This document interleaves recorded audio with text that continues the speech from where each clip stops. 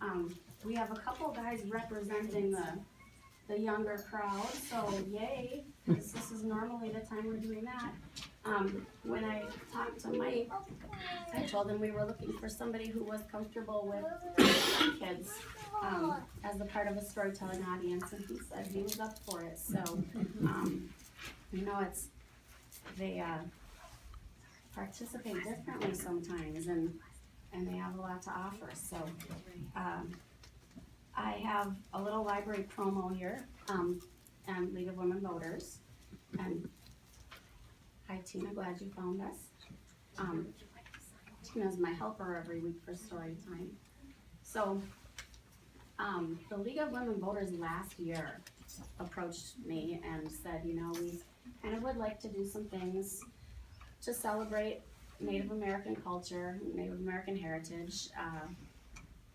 Is this something maybe the library could be a part of and provide space? And so we hopped on board, and they are worker bees. It's great to work. If you ever want to do a joint program, do it with the League of Women Voters, because they do not just bring you this cool, exciting thing and drop it in your lap. They help make it happen, and they kind of do make it happen. So last year we had some great things happening, and then this year I was hoping they wanted to do it again, because we've had the opportunity over the last year to have a little more connectedness with the Native American people who live closest to us, who are our neighbors. And I thought, you know, this is so exciting that it's becoming more than just a, here are some displays, here are a couple presenters. It's becoming something where we can actually have these people who we can call and say, we'd like to do these things, and can you help us? And so down the road, what I hope is that it's not even just a focus month, but that we're just not even really talking about incorporating these types of things into our programming, because it's part of who we are and what we do. So other great things are happening in the next month and beyond that at the library. But I brought these down. Hi, come on in. Good, all right. Jude made it. So you can come up front if you want and grab a cushion, Jude. And there's a chair for your mom. So this has a list of other things that are happening and when. There are some bookmarks. Oh, I don't see Cambria here, Jude. Do you know if she's coming? She might not. I don't know. Is she planning to come today? She's coming. All right. So bookmarks for an event for tomorrow. Simon Zorens, a stone carver, will be sharing art from nature and a discussion of how the calendar is portrayed on the turtle's back. I set these here for now, but if I forget to grab them later, somebody maybe can remind me to move them to a place where people can take them. And one last thing, we have twice a year at the library, we're required to do a stats week. Sometimes when you come upstairs and walk in, you might see somebody in a rocking chair counting people. So we get volunteers to sit for 2 hours at a time and count people using our catalogs. So if anybody is so inclined to donate a couple hours of their time to do that, I brought the sheet down. That happens November 14th through 19th. And then I want to thank you, Mike, so much for agreeing to do this, for coming and doing these stories for us. And I just thought that this morning before I left the house, I went to my computer and thought, you know what, I am going to print this thing. When my daughter was working on some college applications, she had to write about somebody who had helped her see the world in a different way. And she said, well, I think I'll write about Mike Swan. And I said to her recently, we should tell Mike that you wrote about him. And she said, yeah. So I'm going to just read a little bit about what my daughter wrote about Mike. And then we'll get going with stories here. And guys, we're not going to have like books and pages, but Mike is going to kind of be the book today. He's going to tell us his stories with his body and his voice, okay? So every summer, this is Maya's voice, my daughter. Every summer since I was 12 years old, I've been participating in community theater. This year, I had the opportunity to partake in a very special production of Annie, Get Your Gun. It was a collaboration between our local group, Northern Light Opera Company, and community members of the nearby Ojibwe Reservation, Pine Point. During this show, I got to learn a lot about the Ojibwe culture. One of our actors, Mike Swan, is a spiritual leader and member of a chief clan. Every night before we went on stage, Mike would lead us in a prayer to the Great Spirit. He would speak his prayer first in his own language, and then again in English for the non-native members of our group. Mike is a very approachable person and was always happy to answer any and all questions about the Ojibwe culture. During the last few months, Mike helped me to foster a growing admiration for the way the Ojibwe people view the world. Winnebusha was a trickster, and we used him to explain a lot of different things. And they use it to help teach the children a lot of things here, things on life, different life stories that.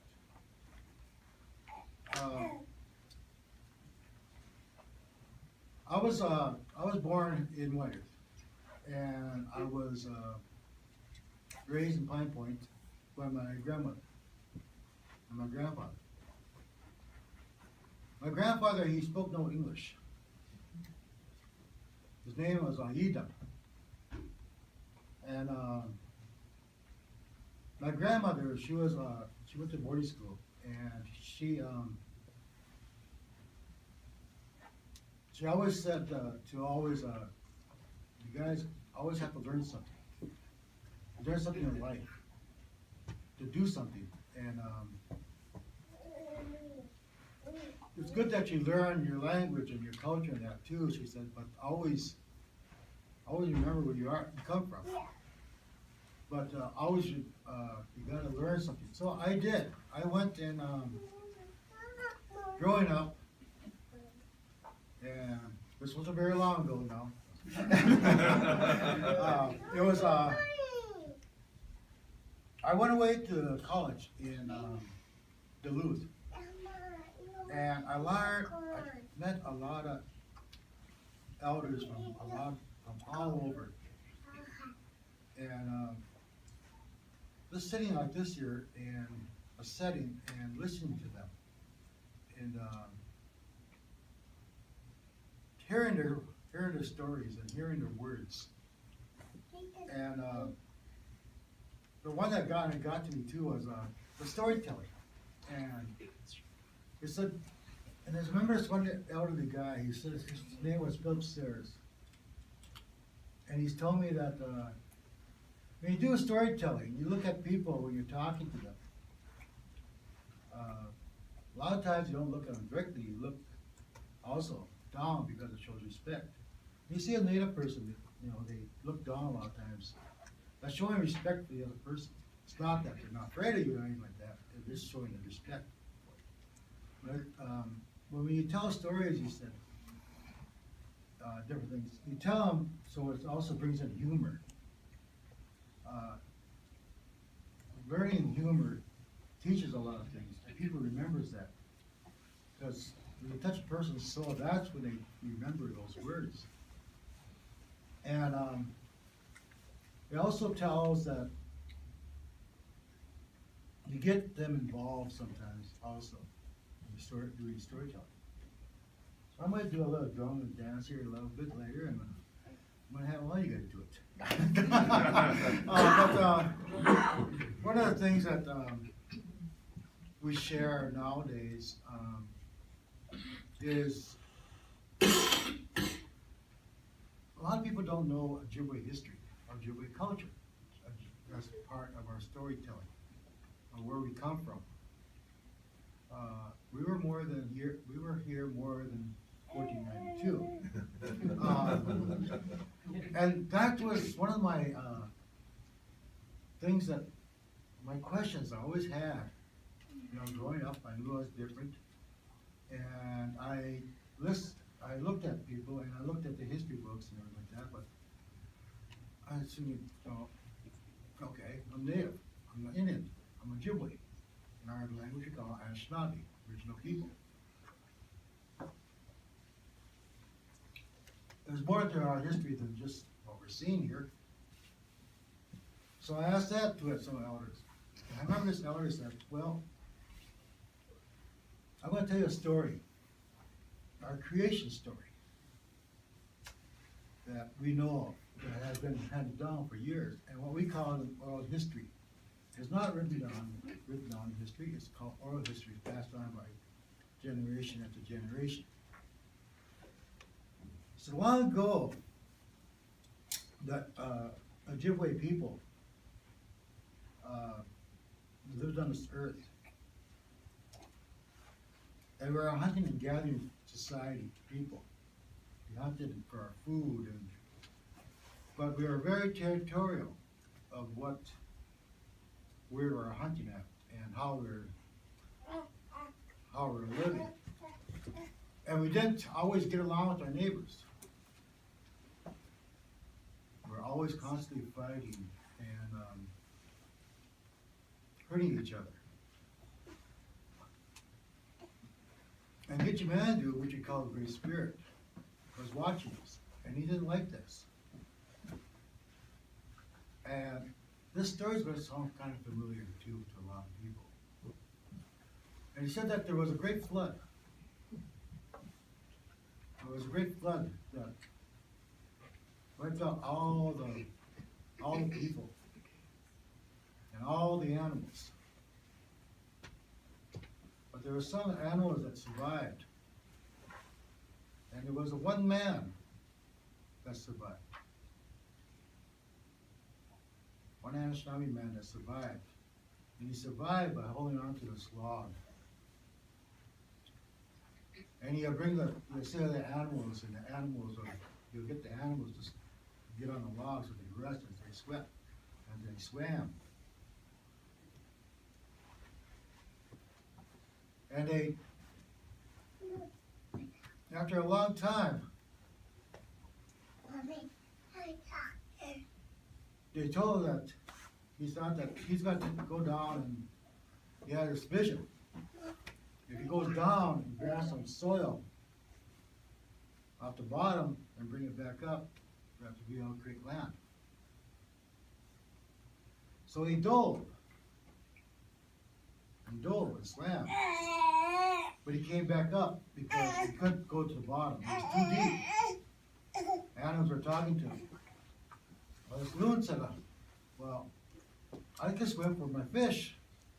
What I eat, I'll go. So the loon dove. And dove. And he was gone for a long time. Finally, that loon came back up. He said, it's too deep. I can't swim any deeper. This otter said, I'll do it. I live in the water. So he dove, the otter. He was gone for a long time. Finally, too, that otter came up. He said, it is too deep for us. Many animals are also wondering, well, who could dive? They all took their turns diving down. And it was all too deep for them. Finally, you hear a little voice in the background. So I'll try. Everybody was looking around saying, wondering who was talking. And all of a sudden, here comes this little muskrat coming out. And muskrat, so I'll try. All these animals laughed at that muskrat because, yeah, little bitty muskrat, you can't do nothing. I said, I'll try though. So, go ahead, let him try. So muskrat drove in the water. He was gone a long time, and all these other animals were concerned about this little muskrat because he has gone a long time. Boy, they were wondering where he was. They were watching for him. They were waiting. Pretty soon they spotted him down there. They went down and got him. The muskrat wasn't breathing anymore. So they brought him up there, and there, all those animals were around that little muskrat. And the man said, "What does he have in his hand?" He pried his hand open, and there was a little piece of dirt in his hand. A little muskrat went all the way down to the bottom and finally got some dirt. So then the man took that dirt like that, and and this turtle, he says, "Put that dirt on my back, and I'll support this land," he says. So he puts that dirt on his back, and all that land started growing and growing, larger and larger. This island started growing larger. For all the animals and all the birds and everything. Pretty soon, as far as you can see, all this land from that dirt that you had. And everybody was still concerned about that little muskrat. This man was also called Winnebuja, who we call a trickster. Half man, half spirit. Because what that little muskrat done, he also saved that little muskrat. Because of what he did, what no one else could do. All the big animals and all the birds and that couldn't do what that little muskrat could do. So people kind of now believe in what even the smallest person has great capabilities of doing what a big man can do or anything like that. But one of the things was that land grew and grew. Seeing all these new trees, all these fields, all these mountains and rivers and everything else. So this man started walking around. All those animals started walking around out there. He didn't have a name for all these trees or all these plants or rivers or anything like that. But also because he was half man, half spirit, as he was walking around. He started to name things as he was walking along. But he was wondering, well, I'm by myself. Who's going to know what's going on? How am I going to name him? So all of a sudden, Maingan, a big wolf, comes walking up. He looks at that man, he says, "What's wrong?" He said, "Well, I'm new on this earth," he says. "And all these trees and plants, they've been named, haven't been explored. What? No one with you." He says, "Well, I'll walk along with you," he says. So a man and that wolf started walking around. They started naming the different trees, the pine tree, the maple tree, the aspen, the different plants, the flowers, the rocks and everything else. They're just walking around, naming everything and walking all over.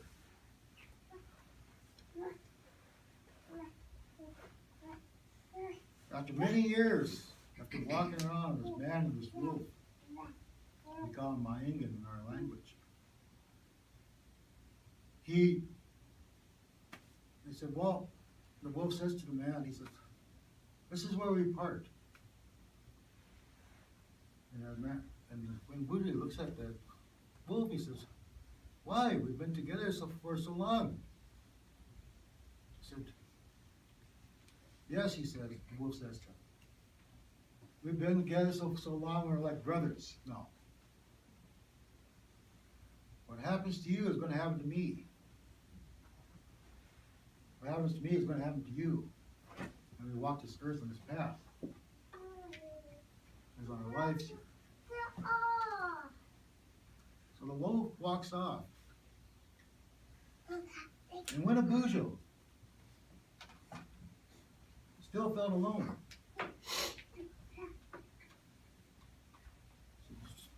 No one else around here in this nice, beautiful place.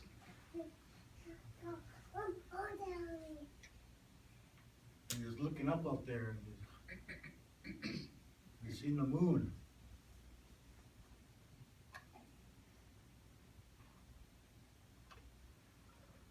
And he was saying, he was talking on how he felt all alone. And the spirit of that moon came down and spoke with him. So you're alone? Said, yes. Said, and the voice says to him, I am Sky Woman. Together we will make a person that will inhabit this earth. And they will grow again here in this special place. And that's how there's the story of how the Anishinaabe, the Ojibwe people, came to this earth between Winnebago and Skywalker. There's other places that you hear stories like this, creation stories, because of where we came from. And other ones has different variations how those stories are told. But it also tells something that's, like I said, it's not written down. It's not, a lot of times, not told out in public. It's also, but something that we also share because of, this is something that we are taught long ago. And like I said, we use Winnebago as a mythical character out there. And there's a story out there that I want to also bring this up. That we use in teaching people, teaching children, mainly children.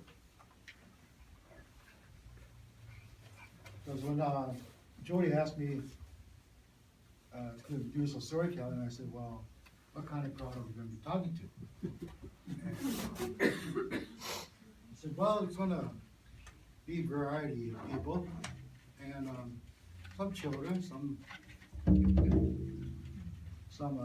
adults. I said, good, I'll do a story. We'll do a story time. And you kids know the Lunas? You know the Lunas?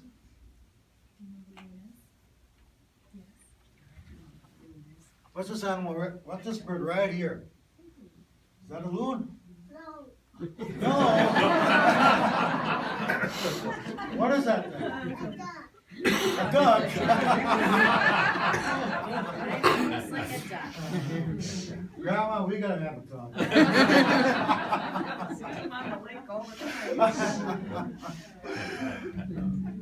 You know, there's reasons why we have stories on why animals are like they are, like the loon. Why does the loon have red eyes? Why is his body flat? We have a little story about that. When and we use Winnebago as that person in telling the story. And one day, Winnebago was sitting out there, nice, beautiful day, like today, and he was watching the ducks fly around and everything like that. All of their singing going on. But then, Winnebago said, geez, I'm getting hungry. So he just kept on looking at those ducks and geese and everything else flying around up there. And he's a trickster also. So Winnebago went in there and went to his lodge, outside his lodge there, and he grabbed his hand drum and his drumstick and started singing a song.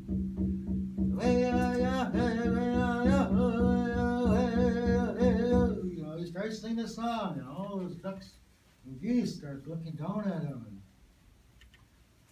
kept on singing.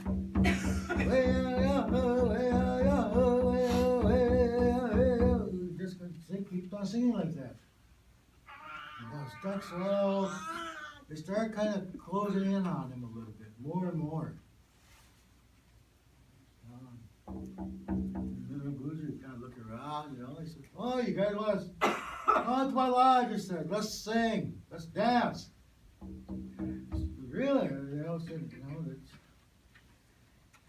kind of leery about Winnebago. He's kind of a trickster guy there, you know, you can't trust that guy. Come on, he says, come on. He starts singing some more, on his drum some more. And he says, come on, but if you come to my lodge, there's one thing you gotta do. They all stop and look, you know, should we trust Winnebago? Come in here and come and dance, you gotta keep your eyes closed. You know, look at each other. All right, you know, so they all went in. When the Buddha started singing his drum again, and he started singing some more.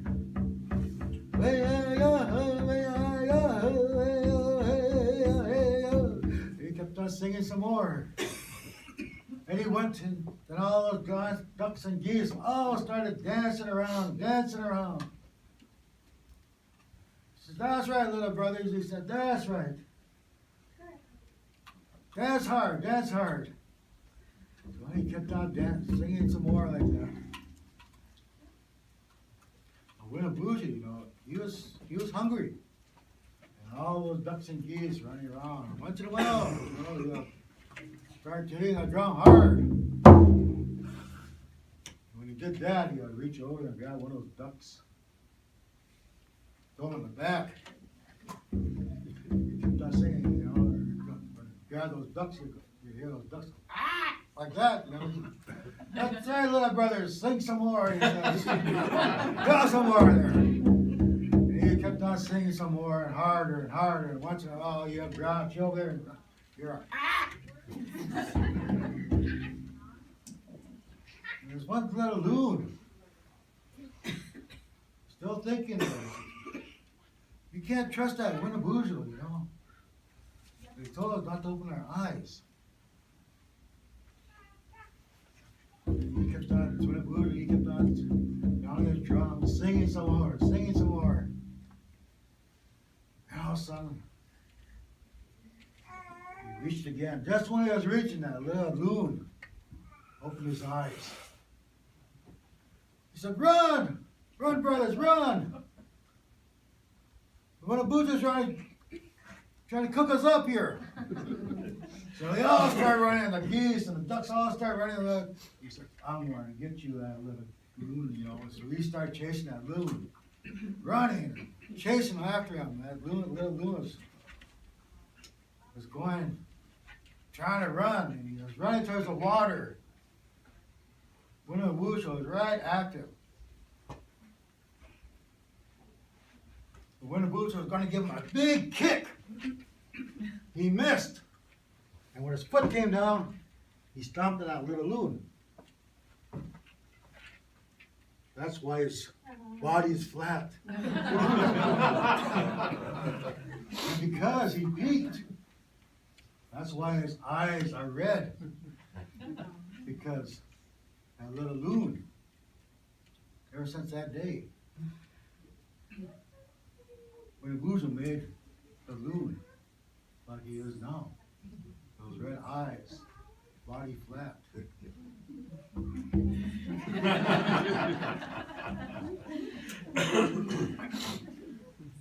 You know, some of the stories that we talk about, like a porcupine.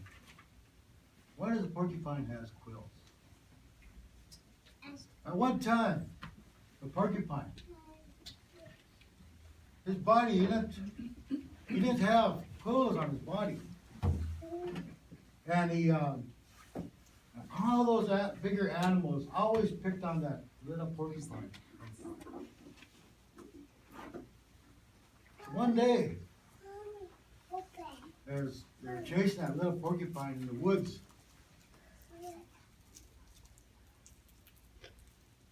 He hid under this hawthorn tree. Now, if you know what a hawthorn tree is, a hawthorn tree has these thorns about this long. If you're always in the woods, you don't like to be walking by them. You get picked and everything like that by these hawthorns. And he noticed, that little porcupine noticed that these animals would leave him alone if he was by these hawthorn trees. So slowly that little porcupine would reach up there and grab one of those thorns and put him in his back. Reach up there, puts a board in his back like that. So he's walked around and all of a sudden this great big wolf can't see that porcupine walking there. And this wolf ready to jump on that porcupine. But that porcupine now had all these hawthorns on his back. And he grabbed and that wolf had all these thorns in him. He starts running away. Then they realized that when Boozer was watching him, he was watching that little porcupine and what he did. So he asked that little porcupine, he said, "Why did you do that?" He said, "Because these big animals are always picking on me. I needed something to do, something to help me." "That's a good idea," he says. "But why don't you have your own thorns on your back?" He said, "I don't know."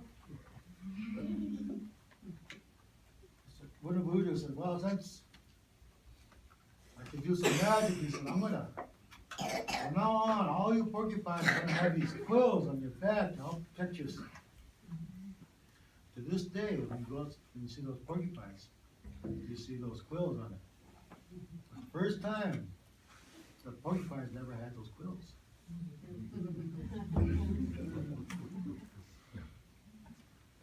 Even the stories like the buffalo. The buffalo at one time never had no humps. Those big humps on their backs. And these, when they run out in the prairie, they'll run out there all the time like that, you know. All these little birds will see these big buffaloes start running. They say, stay away, you know, stay away from their eggs, their nests.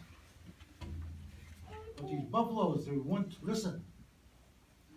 They wouldn't listen at all. So then when the bushel was watching that, he said, "Why, he got in front of the buffalo and he stopped and he said, 'Don't you hear those birds talking to you guys?' They all kind of looked at each other and they said, 'No.' 'Well, they're trying to, their nest over there, and their eggs over there, their little ones. And you guys ran right through them. For punishment, I'm going to say,'" he grabbed a stick and he hit that buffalo in his back. "From now on," he said, "you guys' head's going to be lowered. You're going to have this big hump on there. So you got remind you guys to be looking where you run. You see those nests, you go around them. That's the reason why the buffaloes have big humps and their heads are close to the ground. So make sure that you see those nests out there, big birds." We have a lot of stories like this that we talk about. And we use nature to explain a lot of the stories. And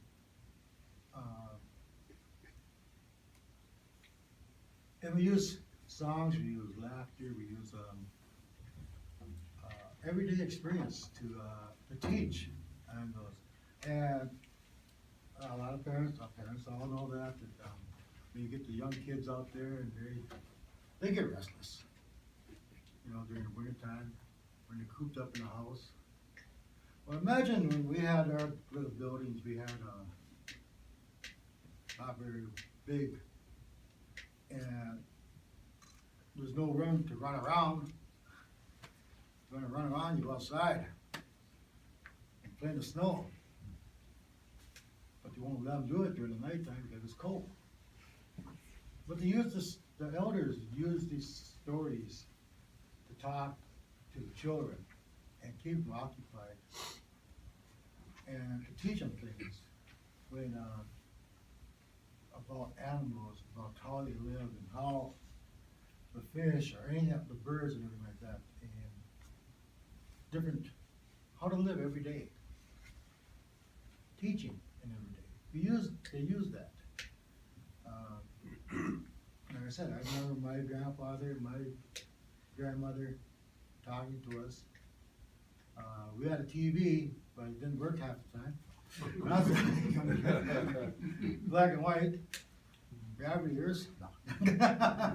But that's what I ended up doing when growing up, when I was a child too. And learning culture and learning about traditions. But unfortunately, I had to go away and learn a lot of it. And when I got back, a lot of people knew that I did. I went away to get an education. I studied biology because I love the woods. And that's what I did all my life. But I also wanted to learn about myself, my own culture, and who I am, where I came from, and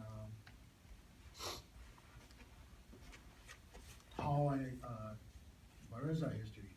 And I did, and I do a lot of talking like this to not only to the school on the reservation, but I go all over a lot of times just talking about it. And I have done it quite a while now. And people ask me to do it more often nowadays because I'm retired. But I enjoy it because it's sharing part of me, and a lot of stories that people have never heard before. And I enjoy it, especially with the little children too. And I do a lot with the children over in Pine Point. I talk with those almost on a daily basis, and to them, I'm their uncle, and they see me walking to school, they said, "Oh, so he's on whose class are you talking to today?" And which culture class or whatever like that. But it's something I enjoy. And one of the things that I had a chance to experience this past summer was, as I mentioned, this and get you done. I never did anything like that. And people were asking me, would you do it again? I said, maybe. I said, I might, no, down to the road. I said, but it's, I said, and he said, don't you feel uncomfortable in performing? I said, well, you think about it. I said,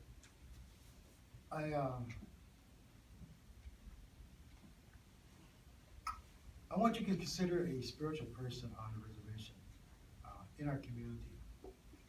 I'm not a medicine man. A medicine man is a person that knows the properties of plants, roots, and the uses for their medicinal purposes. I'm not that person.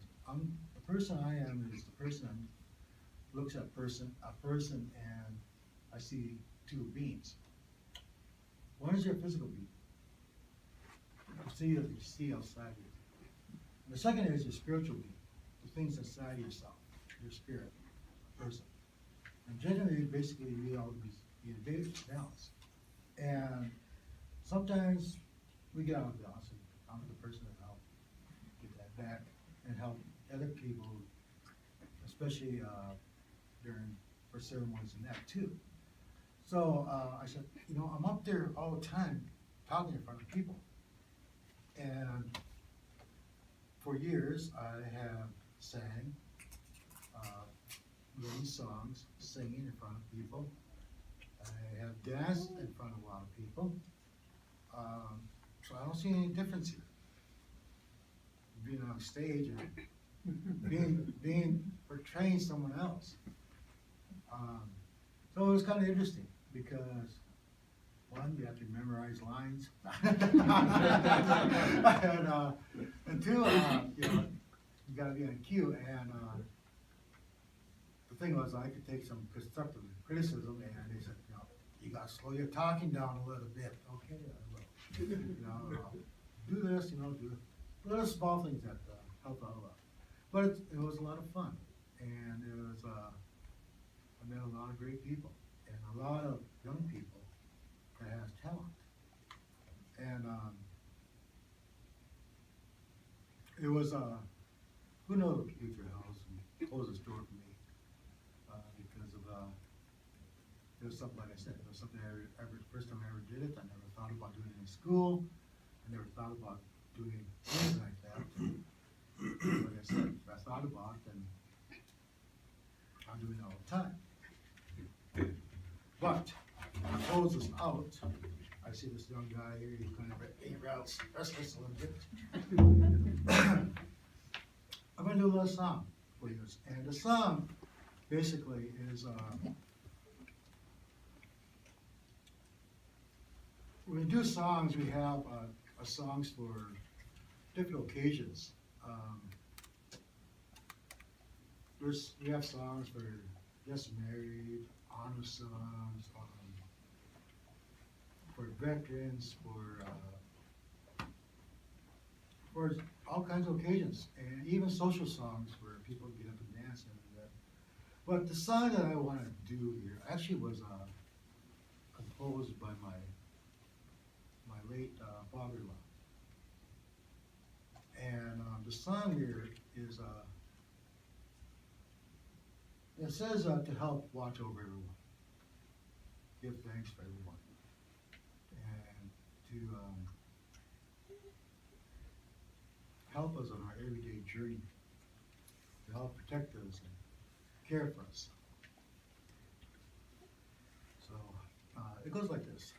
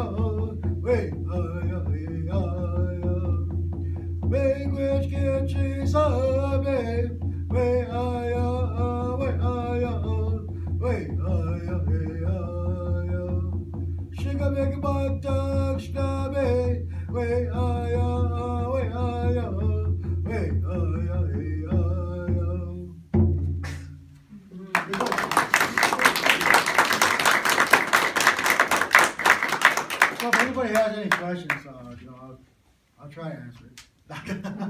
Yes. When you were singing in Ojibwe, I don't know Ojibwe, so I don't know what you were saying. Could you tell us what you were saying? I told you before I started the song. Okay. You weren't listening, were you? That's why you're in the back of the room. No, the song, what it says is to help watch over all of you, to help guide you and protect you as you walk through your daily journey. I heard the word Kichigan. No, make which Gichi Sabi. Make which Gichi Sabi. Oh, anyway. Yeah, thank you. Thank you. Thanks. Yes, Do these stories kind of substitute for like the school we have now where kids get educated? yes. They used to use these, like I said, these stories were always used in teaching children. To where we came from, where, you know, how to understand animals, how to understand their behavior, how to understand their life. Just like tomorrow, tomorrow is a great deer hunting opener. You know, we jokingly say it's the invasion of the orange people. But there's stories of deer hunting, and especially for young children or young kids who have an interest in hunting. You tell them the stories about the deer. He would say, as you go hunting deer, they would say, tell them how the deer will react and what they run and what do they eat, like that. They use those different stories on what to look for, and you do that. And generally, the kids, when they display hunting and promises to be out there in the woods, and they would use it, and they would generally in their first kill, they would take the first kill and they would have a community feast and give thanks for this animal and giving his life, and to make sure that this young man is going to be a great hunter. So, and that's what we use those stories for, and learn in teaching different things. What I just did is I just scratched the surface. There's a lot more that can be done. Yes. Do you have a favorite animal? Me, Or a story about it? Or because of a story you have a favorite animal? I don't know if I have a favorite animal. Because when I started, I introduced you to who I am. My name was Wasa Makwa. That means shining bear. That was the name that was given to me. And I went to the loon clan. Because I'm the loon clan, I can't touch the loon.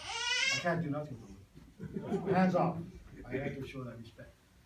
And even with the bear, because of the name that was given to me, that I can't eat bear meat, I can't mess with this fur or anything else like that.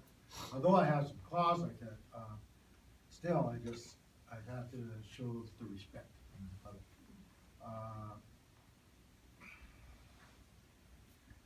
I don't know if I really have one favorite story of a different animal, because there's always stories about all types of animals. The moose, the deer, the wolf, the fox, and everything else.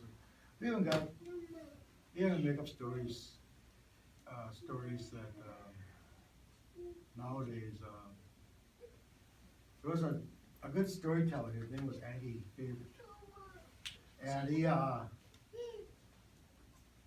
his wife told him this one story as he was growing up, or as they were married, and it was about a rabbit. it was about a drunken rabbit. And, this rabbit was, you always, once in a while, you have a drink. But he keeps on drinking. And the little ear, one ear would be staying up, and one ear would be flapped down like that, and he'll be walking around the woods. And when he has a drink, you act tough. And just one time there's all this big fire going on, all these animals around each other, visiting and laughing. All of a sudden, here comes this drunken rabbit. And this rabbit, you know, and looks at this wolf, says, I could beat you up. Says. Wolf looks at him and says, get away, you're drunk. And the rabbit reaches back, hits that wolf. And that wolf looks at it and was ready to grab it, eat that, grab it. All those other animals, leave him alone, he's drunk, leave him alone. Wolf there, that rabbit, kind of staggering around some more. And you see this fox. Seen that fox, he walks up that fox, he says, I could beat you up, he says. And that fox says, get away from me, you're drunk. And the rabbit reaches back, it's that fox. Boy, that fox got up, he was going to go out, goes, animal, stop him. Don't do that, don't worry about him, he's drunk, leave him alone. Then he goes to that rabbit, he goes to that weasel. Same thing, he says, I'm gonna beat you up. And he hit that weasel. And that weasel got up and he was gonna pound that rabbit, threw him to the ground, and was ready to pound him. Those animals jumping. Don't do it. You know, the moral of the story was that, and he used this for sobriety and substance abuse to kids. That when you use drugs and alcohol like that, you know, generally you're not the person who you are. You're a different person. Because a rabbit would never do that when he's sober. We use stories like that in showing how to an everyday living in teaching. So, but there's no really one favorite story that or animal that I do. There's a lot. Kind of a follow-up question. You said your name is Shining Bear. Do you know why you were given that name? Or Yes, I do. Okay. One of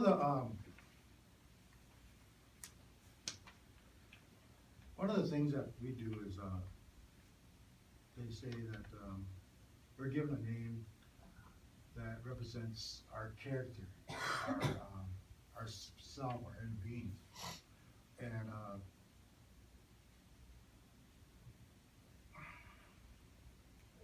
how long ago was this? It was about, this was in the 80s. And when I was learning about our culture, I never really thought of myself, for a name for myself. And you don't give yourself a name. You approach, there's two ways to go about it. One is to go to a spiritual person like myself and ask for a name, or you go to an elder and ask for someone in the family to give you a name. Since my grandfather was already gone, and I never really asked him, and I knew his name.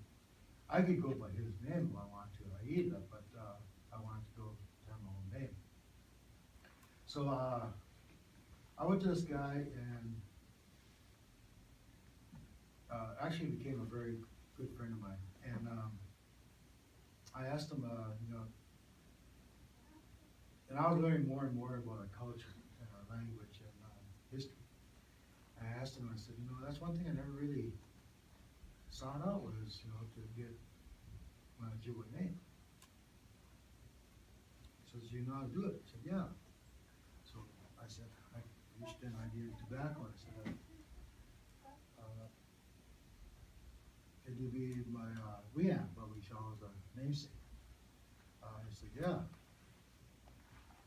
And so he smoked that tobacco, and I thought I was gonna have to come back. He says, come back, because generally it's a go for 4 days and then come back and then you get the name.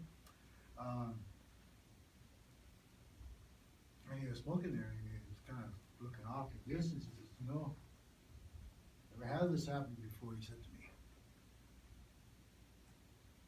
So I kind of sat, he said, so what I'm seeing is, he said there was I seen a bear, a bear standing up, and behind it was the light, and you can see the silhouette of the bear looking down here. And what you're gonna call you, he said, is Wasamakwa, shining bear. That's all got your name. So a child born, like Magan's baby, is she given a English or Ojibwe name? a Ojibwe word right away, or is that? No, you don't have to give it right away. But I know she was given one right away. Then she was given right away when they see.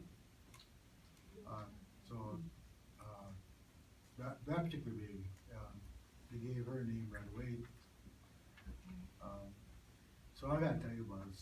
Yeah. That's good because it's her name is English, Spanish, and Ojibwe. So I hope she doesn't have an identity crisis. Naming ceremonies of that, and which I do, but I also got to know about, you know, the family and where they came from and their background like that in order to give them that name. So, matter of fact, this whole family asked me to, for her and her grandchildren and her kids and them like that, adults and that. But one thing though, you always remember that, in giving a name is, like a young child like that, they can't ask for it, but, the parents can. But when they get older, they're capable of asking for a name. And, when you get to be a teenager, you have to ask for their own name. So, and that, generally, that name would describe that person, that child, in their life, define them in their life. It's just, generally, it's something that doesn't, I did this one time, this young boy, he's about 10 years old, and, his foster dad came, and I was sitting there ready to have a burger, and, I had my pop, and in this resort, they were gonna have bingo. And, the man sits right beside me in the chair, and the young boy sits right there, beside me. And he says to the little boy, he says, there he is. So I looked at the little boy. And he looked at me just kind of shy. Oh, that's good, he says. Looks at me, he says, I want an Ojibwe name. I said, really? Handed me a handful of tobacco. Looking at the tobacco like that. Looked at him, looked at the tobacco, looked at him. I looked at his dad across there. He said, we're gonna call you Bingo Dogger. Looked at him, his face just dropped. And his dad is just over there, just laughing. And he says to me, "What are you calling me that for?" "Because I'm ready to play bingo and you're coming over here asking for a name." I said, "So I'm gonna call you Bingo Dauber." "No, I'll come back to you, I have an Ojibwe name. And, he just, I could just see his face every day. His old face just dropped. "I'm a Bingo Dauber." So are these names recorded somewhere, or is it just something the person? The person, holds within themselves, it's not recorded. Because, like I said earlier, we do by oral history and, a lot of it's passed on that way. Like you know, I memorized, I know my grandparents, their Ojibwe names, and even my great-grandparents.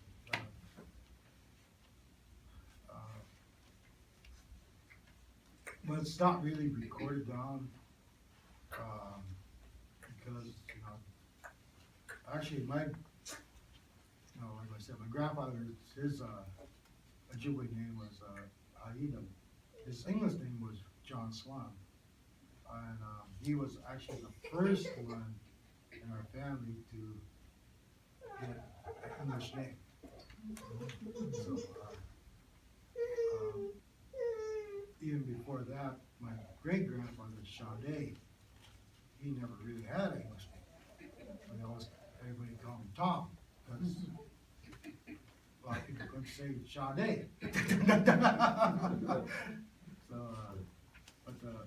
even my mothers, you know, I was doing AC and all of them like that, my grandparents. They said they were the first ones that had English names. Yes, How many clans are there in the Ojibwe culture? there's 7 clans. There's 3 clans that are considered leadership clans. One is the Loon, but the clan I belong to. The other one is the Agachuk, the Crane. And then in the middle is what we call the Fish clan. And they're the peacekeepers between the Loon and the Crane, because not one has power out of those 3 clans. The Bear is a medicine clan. The Deer, the Hoof clan, is an education clan. The Martin is the warrior clan. Each clan had specific duties in a village. And, you know, your clan is passed down by your grandfathers. There were some clans that, some people that didn't have a Ojibwe father, and sometimes they went belong to a different tribe. So we had to call them from, they were all adopted to the Wolf clan, the Mayan clan. Some were non-Indian, and they adopted to the Eagle clan. So, you know, so they had different clans, and some places they had even sub-clans also, but those are the 7 primary clans of the Ojibwe. So the 3 leading or clans that were the Loon, the Crane, and what was the middle The one? Fish, Oh, the Fish. yeah, the Fish kept the peace between them. So the community at Pine Point, how many clans would be involved there? There is 5 clans in the village right now that people belong to. You know what I've always admired about your culture is that you respect everything in nature Mhm. and walk softly on the land, which I think is wonderful. I wish everyone could do that. It's something that, you know, I was taught when I was small. Mhm. Even in high school, I remember that, and my dad took me out hunting, and I was about 10 years old. And, yeah, I have a great big gun like that, and you get out in the woods, and you say, well, you go sit there by a tree and you leave, don't say don't leave it. So, you sat by the tree. I will admit, I did get away from the tree one time, and I did get lost, and, but I found my way back, and, cause he was wondering where I was, out in the woods. But, it's something that you learn that, back then, that you didn't, every day. Respect for the woods, of course. Any more questions? I'll let you say, yes. I remember a story back, we were up at a rendezvous up at Prairie du Chien, and, this gentleman was talking about a story about where this brother and sister, the sister had went out into the woods for a walk and never returned. And in the spring, there's a little flower that grew up, and he followed this little white flower out into the woods and found her where she had, passed away into the woods. And this little white flower comes up every spring now. You ever hear any of that story about that? Yeah, there's different stories like that.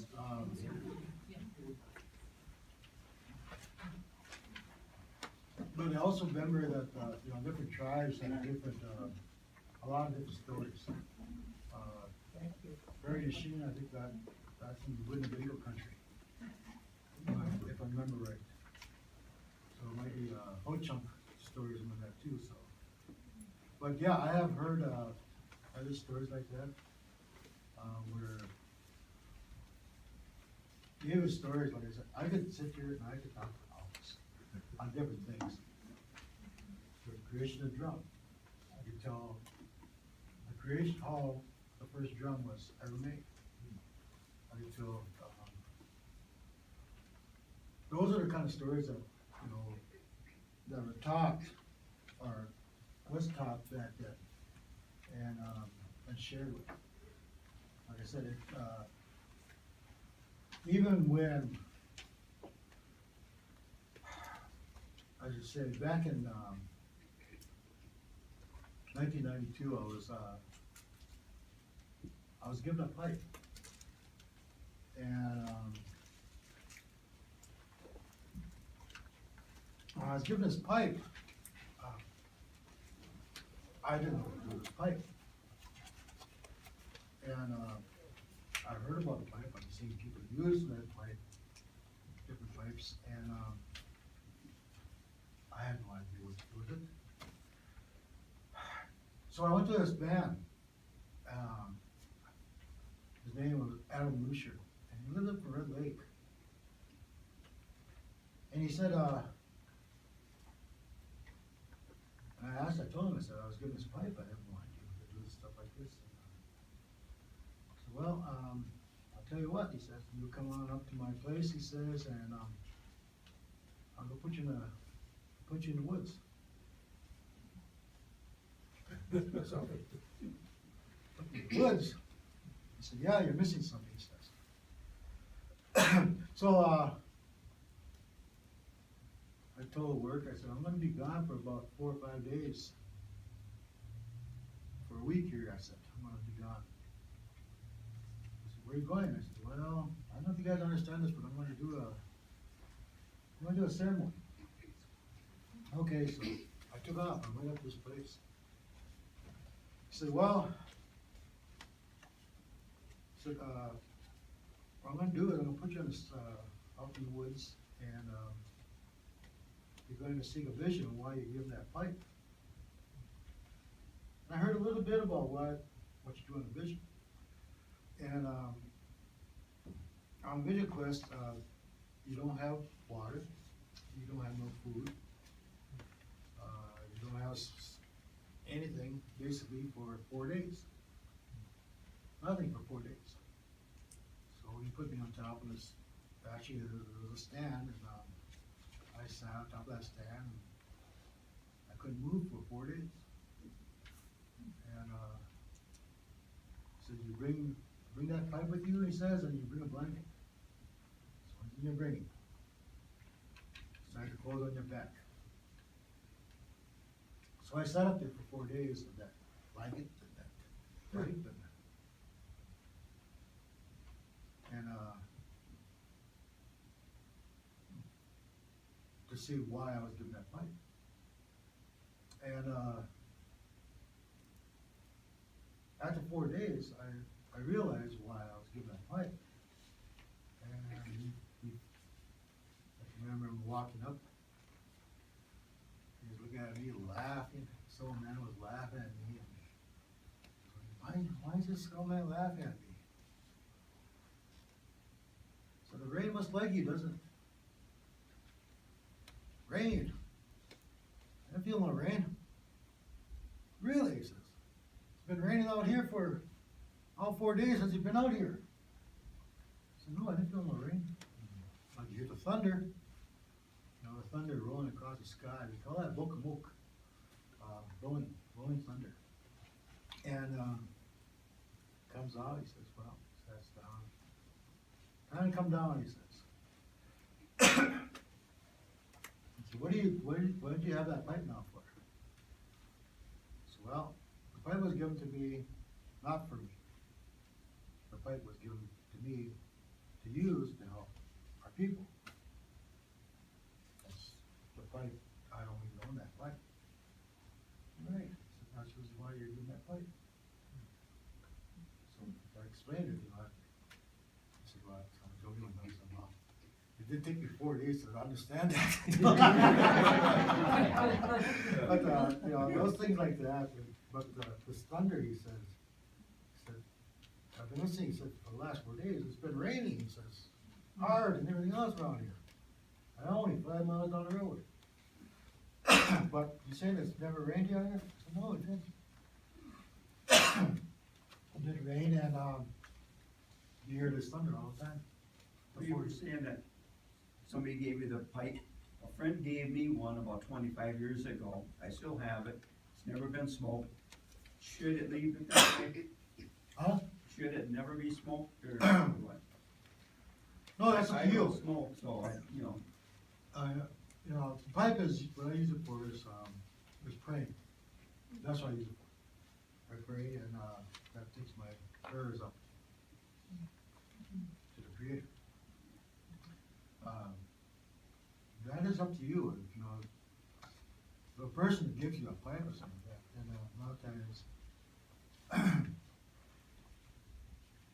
there's different ways in how to activate a pipe. Mine was sitting out there in the woods for 4 days. But there is different ceremony to do it on a pipe, I guess. They say there's for a pipe, it should never just be used as a display. It should be used for a reason. And the reason why that pipe was given to you for a reason. You gotta find out what that reason is. There's no easy answers here. But I won't put you on the woods for 4 days. Well, I just, Fire instead. wanna say that you're all welcome to stay as long as you'd like, but I have some staff upstairs that would like to go to lunch. So I'm going to have to step out. You can stay and visit if you like, and thank you very much. Okay, thank you.